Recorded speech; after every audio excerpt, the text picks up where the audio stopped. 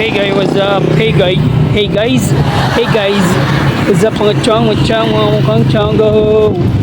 So ito na naman tayo sa mahirap na desisyon ng buhay natin guys. So ito yung pagkain, kung anong kakainin mo ng dinner from work. So stay na ako sa work, so decision ko sa pagkain. So hard talaga guys.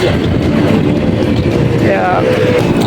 So I finalized my decision and I choose Jesus. I choose Jesus kasi siya yung bread of life. Oh, may pasok ko yun. Siya din yung water. Siya yung hindi nauubusan ng tubig. Hindi tayo mauuhaw kay Lord. Pero seriously, more than seriously, hirap talagang mamili ng pagkain. So I'll be right back after a minute. So yun nga guys, currently I'm walking towards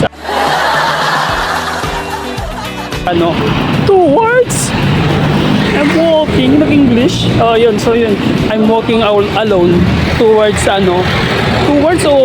basta puntang Bulangan, kasi doon ang trip kong ibilian eh. So ang noon, ang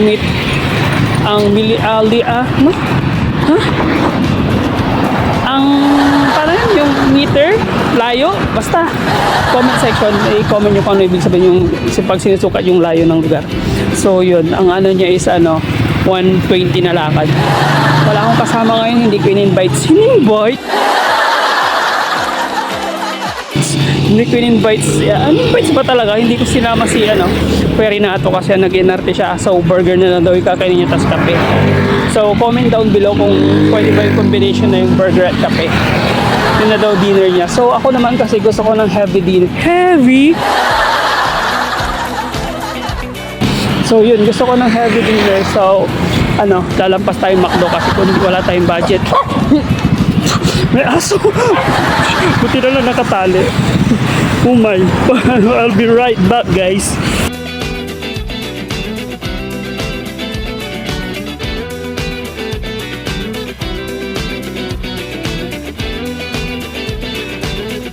So yun, currently I'm going back and tapos na akong bumili ng aking dinner. So ang binili ko po ay calderetang baka worth 60 pesos and rice na 30 pesos. Dalawang sukat na yun. And yun, ingay. Ready wow. So yun, favorite ko kasi yun, kaya yun ang binili ko. And yeah, see you there. So yun nga guys, while I'm walking basta pabalik sa workplace, naisip kong maghalo-halo kasi deserve kong maghalo-halo. Di ba deserve ko? Oo, basta deserve kong maghalo-halo. Kinonvince ko na yung sarili ko, deserve kong maghalo-halo ngayon. Kaya yun, madadaanan kasi yung Chowking dito. So dadaan muna ako ng Chowking na mag-order ng halo-halo. And I hope meron pang halo-halong benta dun sa Chowking ngayon. Kasi minsan nauubusan na sila ng ingredients. Kaya na out of stock. And I hope meron ng halo-halo. Kasi gusto ko rin. Deserve ko yun. Basta deserve ko yun. Okay.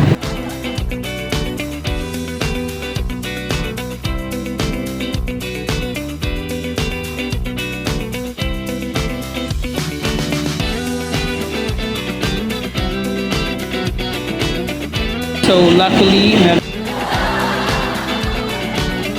pa silang halo-halo.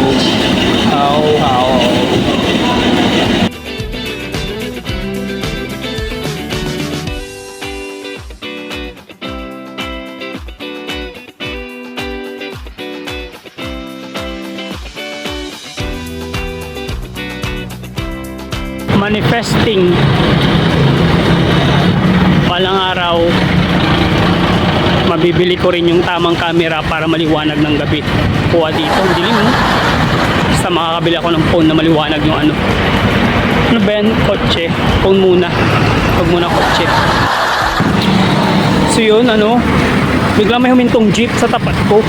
Kala ko, hold upin ako. Nagtanong pala kung saan daw yung may tinanong silang lugar. Hindi ko yun alam. Sabi ko, diretso lang po yan. Diretso lang po. Diretso lang po yan. Ay, sana okay naman. May mapagtanungan pa silang iba kasi hindi ko sigurado yung lugar Hindi naman nila ako kilala. Kaya okay lang yun. Hindi yun makakauwi yung mga yun, di ba? So yun, nakabalik na nga ako dito. Yeah. Malapit na ako sa barracks. Nakakapagod. Medyo malayo din yung 142 step para dito hanggang dun sa Bulangan. Pero sulit naman yun kasi masarap naman yung food. Tapos piling ko mabubusog naman ako doon. So dito na tayo guys. So I should English ng English. Mali-mali naman yung grammatically and grammatically correct. Wow, ang grammatically incorrect. Basta, mali yung correct. Diyan na si Renato. Sabi niyo burger at kape lang yung kain niya. Shoutout Kuya Renato na burger at kape lang ang kinain ngayong gabi. Naghihirap siya. Taghirap niya. Ako halo-halo ako.